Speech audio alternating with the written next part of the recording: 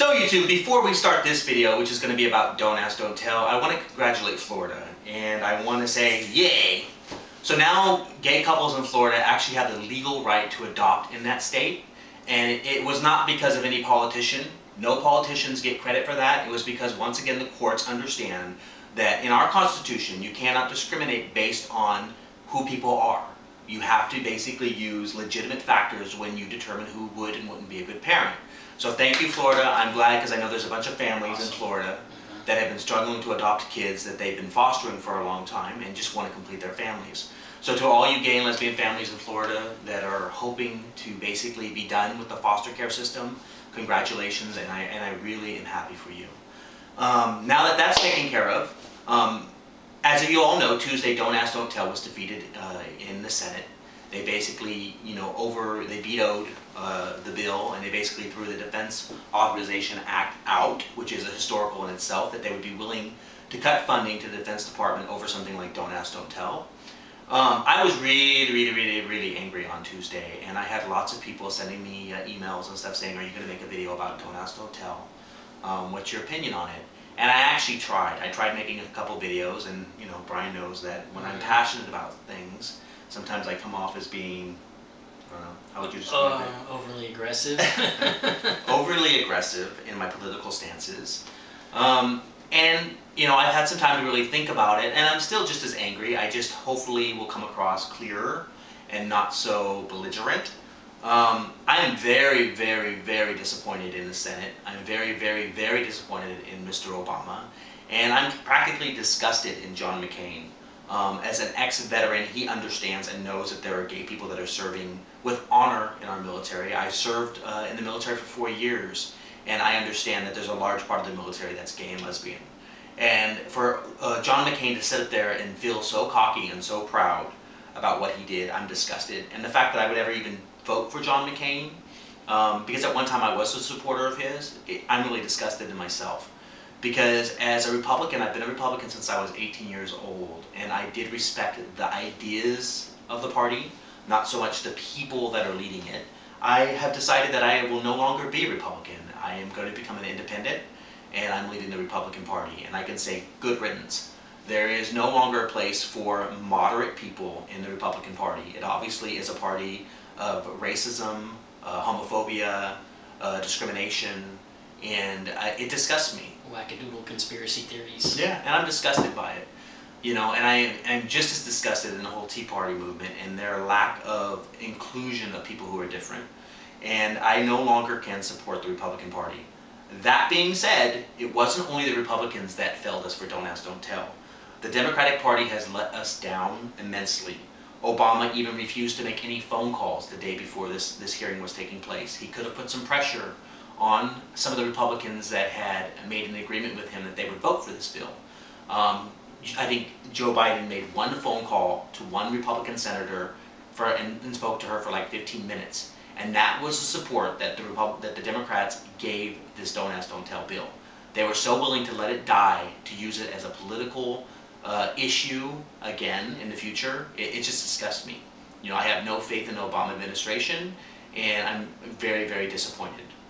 So now that I've gotten some of my anger out, which I do fairly well, I'm going to let Brian tell you exactly what Mr. Obama can do and maybe give his opinion on Don't Ask, Don't Tell. Well, my opinion is actually pretty similar, and watching it from the Democratic side, I've really seen Don't Ask, Don't Tell and DOMA and everything be used more as a tool for them to gain traction for certain votes or a favor for this, that, or the other thing, instead of backing it up just based on its merits alone. And Don't Ask, Don't Tell is one of those perfect examples now, where now that they're coming up on elections again, they can use the failure of Don't Ask, Don't Tell to pass to go, oh, those Republicans, they were so mean to us. They blocked the Defense Department bill. Please elect us for another term. Sorry. A lot of us have been watching what you've been doing in the last 6 months, and it has been next to nothing. And there's a lot of anger at the Democratic Party because of that. Because the advocacy that they promised that they would do never showed up. You can read it in a million blogs, you can see it in the Washington Post and all kinds of news media sources. It's not just, a few nuts out there in the wilderness crying about it. What can be done, though, to help salvage the situation are two things. One, now that Obama has come out, or Joe Biden specifically came out and said that the reason why they've not issued a stop-loss order on further discharges is because that was a part of the deal they made in order to get votes to pass the Don't Ask, Don't Tell repeal. Since that Don't Ask, Don't Tell repeal didn't happen and those votes didn't show up, deal broken, right? Exactly. Stop-loss order can be issued Today. now. Okay, and I know Bill Clinton went on record saying that Republicans in his day pretty much promised that they would make that bill completely unpassable to where he couldn't even veto it or issue a stop-loss order. I don't think that same situation exists today. President Obama pretty much could do it and get away with it. Considering that 75% of all Americans don't agree with Don't Ask, Don't Tell, it takes no political courage whatsoever to do a stop-loss order. I mean, you've got 66% of Republicans think Don't Ask, Don't Tell should be gone. Something like 75% of independents and 80% of Democrats think that Don't Ask, Don't Tell should be destroyed. I mean, Obama has the support from the American people to get rid of this law.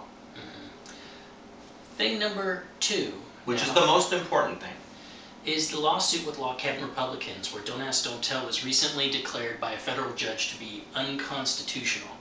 Now, the Obama administration has the choice of whether or not to appeal that decision and take it to the next court.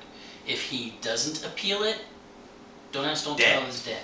Basically, there'll be no Don't Ask, Don't Tell if he ignores that ruling. If he just agrees with that ruling and doesn't appeal it. But like with most of these, whether it's the DOMA case that came out of Maine or anything else, usually the Department of Justice does pick it up and appeal it. Yeah, but he's the boss of them. Yeah, he makes those decisions. And that's my point. It really says a lot about his support and his true advocacy, because he's not there when it counts.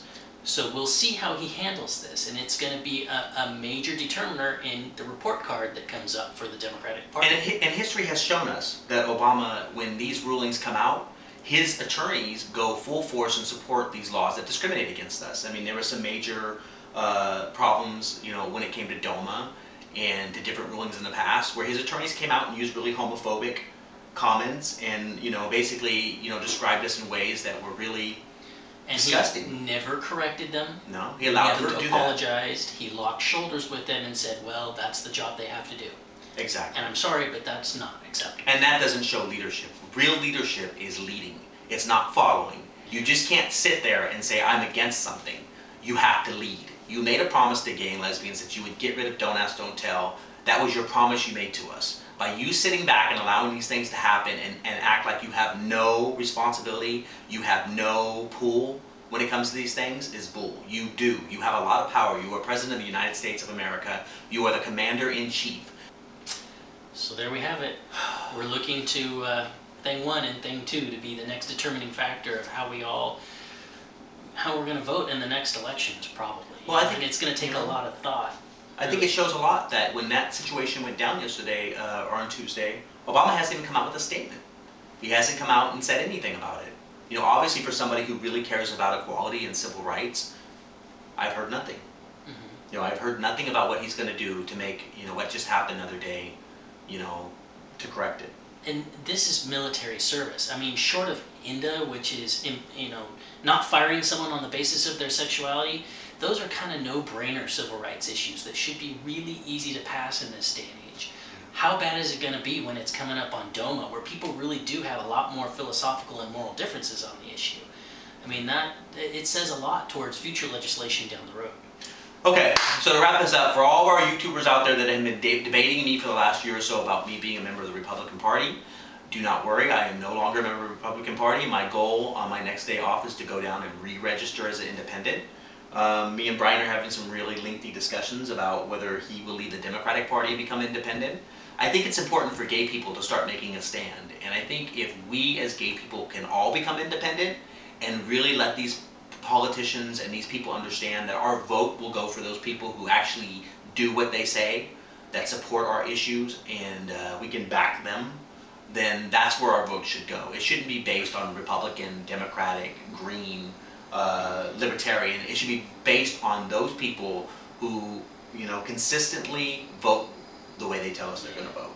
I'm not so sure I'm ready to leave the Democratic Party just yet, but I will acknowledge that these parties and politicians do not stand for what they say their core beliefs are. You know, they have a mission statement. What they do is totally different from that.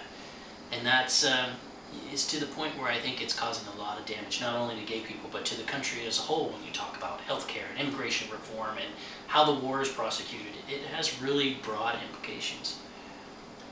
Okay, YouTube, hopefully our next video will be a little bit more positive, but we hope you're all doing good. Take care. Bye. Bye. I know I'm really angry right now.